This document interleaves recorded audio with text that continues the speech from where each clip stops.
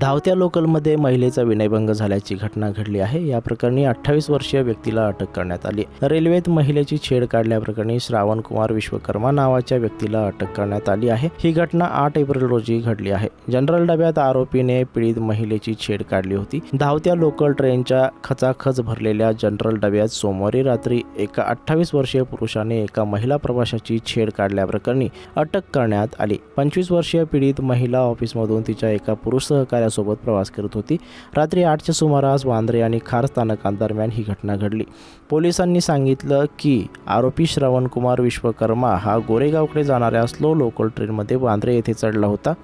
तो पीडित महिलेच्या जवळच्या पॅसेजमध्ये उभा राहिला। तिला अयोग्यरित्या स्पर्श करू लागला। महिलेने आरडाओरडा केल्यानंतर तिच्या सहकाऱ्याने सहप्रवाशांसह त्याला पकडले।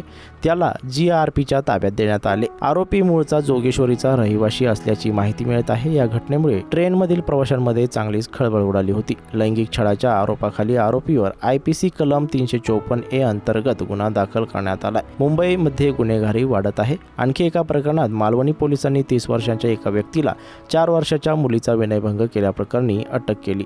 ही घटना 2 दिवसांपूर्वी घडल्याचं पोलिसांनी सांगितलं आहे।